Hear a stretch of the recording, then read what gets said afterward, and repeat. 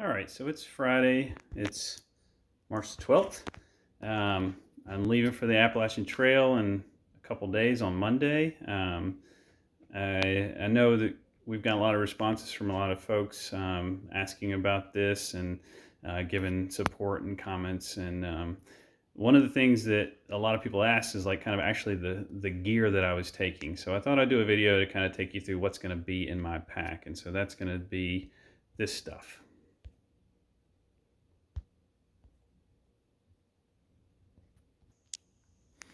All right. So everything you see laid out here is pretty much everything that I'm taking, and kind of have it sorted by types of things. So the first aspect here is my food and water. This is what's called a bear canister. It's bear proof. It's got a lid that locks, kind of like a medicine bottle. And so all my food's in there. It's mostly freeze-dried stuff, some bars, a little bit of coffee, things along those lines. I'm carrying, I think that's 6 days of food total. Currently, I can carry up to 7 or 8 probably if I pack it in pretty tight. The next thing is my water filter.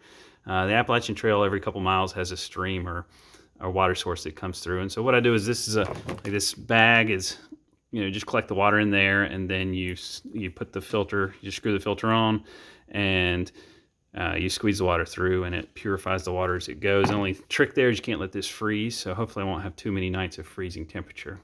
And then I'll be squeezing those into these. I've got 2 smart water bottles, just a simple plastic water bottle, no different than any other, with the exception that if this water container breaks, the smart water bottle, the threads on the lid are actually matched to my Sawyer filter, so I can actually use that to collect water and squeeze water through the filter. Next thing is my Nalgene water bottle. You'd say, why do I need that compared to just carrying smart water bottles? And the main reason is at night, if it's cold, I can boil water, put it in the Nalgene, and then the Nalgene will keep me warm. Just throw that down in my sleeping bag. It actually stays pretty warm till about 3 or 4 in the morning that way, so a little additional heat.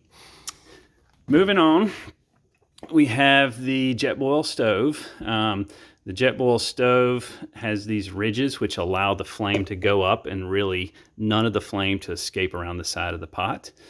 So all the fuel is going into energy, boils water faster, saves on fuel.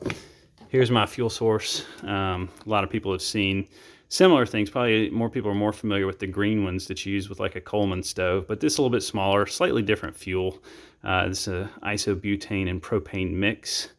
But this will supposedly get me, let's see, 55 boils of the Jetboil from 1 fuel canister. So pretty fuel efficient. Other things about the Jetboil, the reason I went with this stove, you can actually get lighter stoves, but the biggest advantage to this one is what you see right here. So there's the stove attachment itself. It screws onto the fuel canister. But this guy is nice because it's a French press, so I can make high quality coffee no matter where I'm at. And then I've got my cup, which is also, I end up going with a little bit bigger cup. This is technically just a backcountry pot, so you could use this to boil water. Not too much of a weight sacrifice to get me a second pot if something goes wrong with the other one.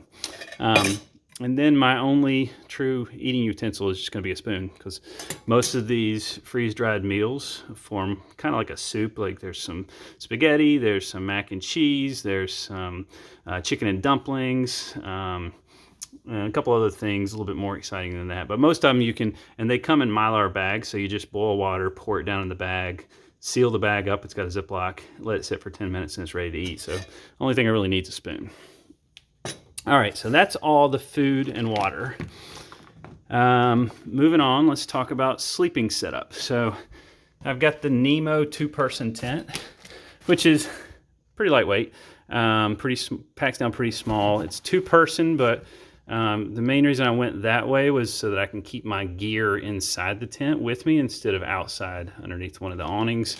A few tent poles. This is what's called a semi-freestanding tent. Most tents that people are familiar with, you put your tent poles up and they hold it up. This one, it has to also be staked out. The tent poles only give you a tripod setup. That saves some weight. I wasn't quite, a lot of people doing the trail are going to a freestanding tent, which means you have to stake it out and then you use your trekking poles to hold up the roof. And I wasn't quite ready to go to that level. And then the stakes. All right. As far as sleeping system goes, I have, and I'm gonna skip over this piece, but I've just got a inflatable mat here. One of my stuff sacks actually also doubles as it connects to this, and you fill it up with air and then push that in instead of having to blow it up each night, which will be a little bit more convenient. And then I've got an REI sleeping bag. This is a 30-degree bag, and one of the nice things that I found in acquiring all this gear is that these two guys are actually used. So REI's got a used gear site where you can really get things super cheap, which is nice. And they pretty much stand by their products. Some of them are a little bit more used than others. I just went with the ones that were in excellent condition, meaning that you can't even tell they've been used.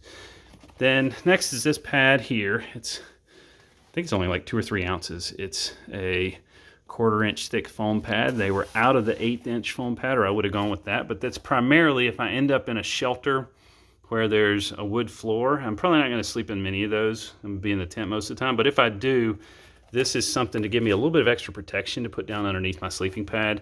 They're pretty durable, but just to make sure it doesn't pop and leave me on the floor. Some more hardcore people will just sleep on one of these, and I wasn't quite ready to commit to that level. So the other nice thing is it folds up nicely. It will sit on the bottom of my pack, which actually is nice because my pack, when it sits down, will fall over, but with this attached to the bottom, it gives a little bit of extra support, so it'll stand up on its own. And it gives me a place, like if it's lunchtime and I want to get myself out of seat so I don't have to sit on the ground. Those of you who know me know I love a nap every now and then. So if I want to just pull this out in the middle of the day and take a little siesta after lunch, so be it. Don't have to get the whole sleep system out. So that's part of the reason it'll be on the outside of the pack. And then the last thing is just a stuff sack pillow. The nice thing about this one is it also serves as a dry bag. So I can put stuff in there, keep it dry, and then during the day if it rains, and then at night it's got a nice felt lining, so you turn it inside out and stuff it with some clothes and it becomes your pillow. All right, so that's one row down. Now we'll move on to the clothing line. So the basic clothing, I'm starting in a couple days. It's still pretty cool down there, so I've got just a pair of hiking pants and a wool shirt, and I've got wool short sleeve t-shirts. I'll talk more about that in a second. And then just a fleece. This is like the next generation of polar fleece. It's called Polartec Alpha. I found it to be exceedingly warm. It does a really good job of creating loft and getting you warm air beside of you. It also breathes really nicely so you don't get too hot. And then just a wool hat and a baseball cap. When the weather warms up, I have 2 pairs of shorts. I'm planning on wearing these for the bulk of the trip, I guess. And they're lightweights, which is why I went with 2 pairs. So I'll be getting out of the hiking pants fairly shortly, I hope. And then moving on, I've got trail running shoes. So I've been running in Brooks for over a decade, and this is a version of their trail running shoes with a little bit thicker lugs on the bottom to get you better traction. The other thing is that they're not as flexible because they have a rock plate in them that protects you when you're stepping on the rocks. And then a pair of polyester gaiters to keep stuff out of the shoes. Although these are nice, they've got a built-in kind of sock liner so that if stuff goes in at the laces, it won't get down to your feet anyways. But so that's the shoes. Next thing is warmth items. So I've got a down coat that, for those cold nights. It is predicted to be around 40 most nights on the trail the whole distance. And so just a packable down jacket, and then I've got some wool gloves here with just a liner so they can serve as rain gloves and keep me dry, as well as if it's just chilly, I've got the wool gloves. I'll keep them in here so the wool doesn't get wet. Other items, let's see. So I've got 3 pairs of socks. And these are actually wool arm warmers, which essentially converts my wool t-shirts to long sleeve wool shirts. They're for cycling technically, but I think they're some of the most useful gear that I own, and use them for running and skiing and just about anything else. And then this is the extra clothes pile. I've got like a buff, which will keep my neck warm, also serve as a mask when I encounter people on the trail. An extra t-shirt, a couple pairs of underwear, a pair of long haul underwear. And that's the extent of the clothes. Kind of. This next piece will move into the rain gear. So just got a rain jacket. It's the rain jacket I always wear. There's definitely more lightweight rain jackets. They tend to have durability issues, so I'm accepting the weight penalty to get a jacket I know perform well for me in a lot of different conditions. I actually travel with this guy no matter where I go. And then I got a pair of rain pants, keep me dry, keep me hiking, and because the rain is going to be throughout the summer too, the rain pants were going to be a little too heavy. And so I did get possibly the most ridiculous item that I own for the kit. This is a rain kilt. It's like a rain skirt that's a wraparound and snap skirt. The other nice thing about this is if you're trying to set your tent up, it's something I can easily get out because it's waterproof. If it's a little, muddy or wet where I'm at, I can lay it down as a ground cloth to kneel while I'm setting my tent up and other things like that. So hiking poles are next. These are collapsible. So they get, relatively short. They extend out and telescope out. They're carbon fiber poles. Oddly enough, they are some of the cheapest poles you can buy. You can get these off Amazon if you just go hiking poles, carbon hiking poles. It's Cascade Mountain Tech. Mountain Tech. Highly recommend those just because they were so cheap. Even like aluminum or other poles, you can't beat the price on these. They're only like $40, and some hiking poles can be up to $200. So I would tell people if you're somebody who does any level of hiking, get yourself a set of these.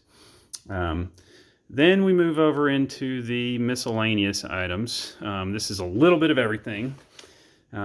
First thing is my toiletry kit of sorts. Sometimes you'll be able to find privies or outhouses, usually not, and they're technically, I think they're all closed this year anyways. So this is my trowel to dig a hole and biodegradable toilet paper so that I can leave no trace while I'm out there. Next, I've just got a towel. This is just a general camp towel for various purposes. This is my electronics bag. Set this camera down for just a second. So unzip that guy, but essentially I have my power bank in here. I assume a lot of people have these anyways, but this will get me 2.5 to 3 full chargers on the phone, and then just some charging cables. But like the phone is going to be, people ask about that a lot. How are you going to charge your phone? The phone's going to be in airplane mode for the vast majority of the time, so it's not searching for cell signal. And apparently they will, if you turn the screen brightness down, you put it in airplane mode, they'll last for up to 7 days is what I hear. And I plan on getting off the trail into town about once a week anyway, so I can recharge, but I've got 3.5 charges that way with the battery pack.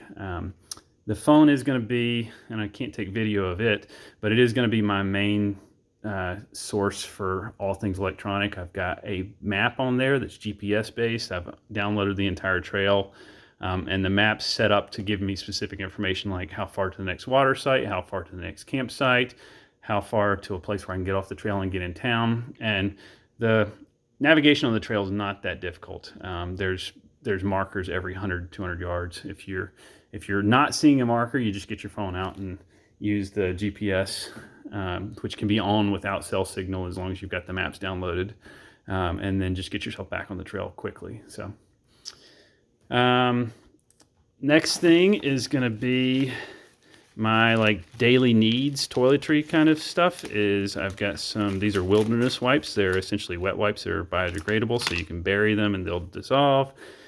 Just some multivitamins, toothbrush, toothpaste, Aquaphor multi-use for, all things skin, feet, armpits, anything that's rubbing, chapped lips, like the heal all right there. And then a couple different, like I've got some like talcum powder and Neosporin cream that I may be using. So this is actually dryer lint. And for all those people that thought dryer lint served absolutely no purpose, apparently it's great for camping because it's good for starting fires. You just squeeze a little bit of the Aquaphor on there. Now you've got a petroleum-based igniter and something that burns pretty easily and can get a campfire started. I honestly don't know how many campfires I'm going to be making, but I have saved my dryer lint for a couple months to be prepared. The next thing is my guidebook, and this is the AWOL's guide. AWOL was a person in a similar position to me who decided he needed some time to figure things out, and much like me with a family, decided to hike the Appalachian Trail, and he did, and he has parlayed in it to a second career. This has, I'll try to get some, let's see, this is, that's the whole book, or the book until Connecticut, until I can get back here, but this is what's the book that I'm taking. You can't really, hold on, I'll get a page out to show you guys. But the AWOL's guide is nice. I've got a second guide that's similar but electronic. But I'll show you here. So you can see this is, it's the southbound is the first number, the northbound is the next. So you can say at mile 59 there's water source at 3,400 feet of elevation. And then if you go on down, you see the red, the deep gap shelter is a shelter which is like a wooden platform that's got room enough for 4 people to sleep. That's the number in parentheses. There is a campsite there, so if you don't want to be in the shelter, you can use the campsite. There's a water source there. The moon tells you there's a outhouse there, and it gives you a little bit more information. Like the numbers with the arrows in the center of the screen tells you how far it is. So if you look, the arrows facing both directions, it's the arrow pointing right, it's 8.1 miles to the next shelter, 15.4 to the one after that, 20.3 to the one after that. So they come about every 5 to 10 miles as there's a shelter. And usually the shelters have campsites and water sources and or outhouse. So, but yeah, so this helps me navigate. It'll tell you, like, so this, you see Dix Creek Gap on US 76. That's a town that you can get into, but like you can see how detailed this is.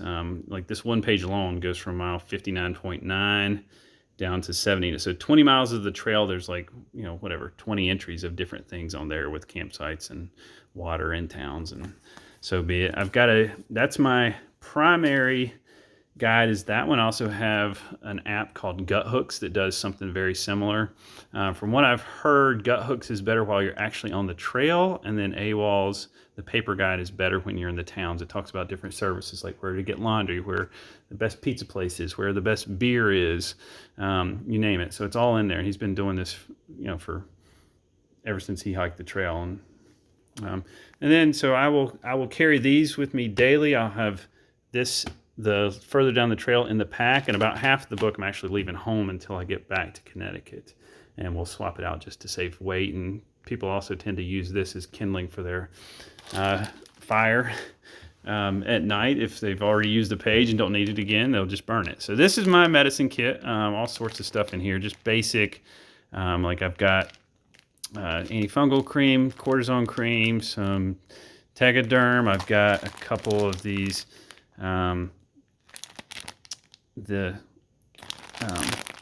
benzoin, so that band-aids will stick longer and stick tighter. Pepto-Bismol, you know, you name it, a little bit of everything. But that's the medicine kit, as small as I can make it and still feel like I was carrying all the things that I would want. And then I have my odds and ends bag, which is here. I'm just going to dump it and go through it. And all this stuff, I've got a couple extra stuff sacks for all of these things to keep myself organized. But for the most part, the pack that I'm carrying, there's very few packs that are waterproof, and the ones that are exceedingly expensive.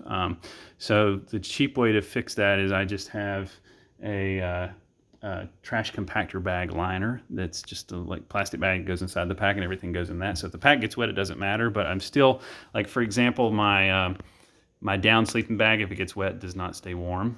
So I will be putting that in a dry bag. A couple other, like my clothes, my down jacket, those things are going to go in dry bags inside the pack to kind of keep them doubly protected. But so odds and ends bag.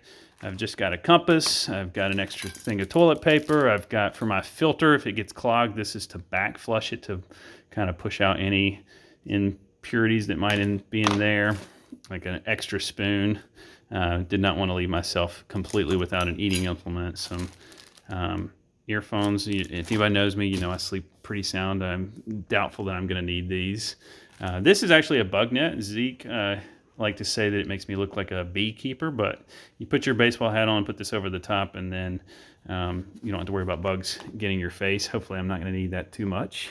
I do have some bug spray, and this is like if my water filter fails, I've got extra extra tablets to sanitize. I've got an extra lighter for lighting my stove. I've got extra batteries for my headlight, and I've got some repair tape for the tent or the sleeping pad, a needle and thread, just kind of like basic extra stuff for the most part. And then the pack has, you got pretty good access at the top and some on the sides, but like you got to take the pack off. So I did end up getting a Fanny Pack. The Fanny Pack is alive and well. We thought that when we used to live in Pittsburgh, everybody used them, but on the AT, it's the same way. So these are the stuff I'm going to need a lot, like my headlamp, potentially, hand sanitizer, bug spray, ibuprofen, my most plentiful medication, some sunscreen, and my spoon will go in here, and my water filter will go in here too, so I can have access to it on the trail. I've got a pen to make notes in the guidebook each night to help me along the next day, and then this is called Leuco tape. It's good tape to go over blisters. I've also got some silk tape for kind of that same purpose, and duct tape for, you know, who knows what. This is for my tent stakes. This is the splint. If one of my tent stakes breaks, I just slide this over it, and it works like a cast on the outside, but it also works as a good holder for the tapes. My primary lighter, the other one's a backup, and my chapstick, and then the phone's also going to go in here.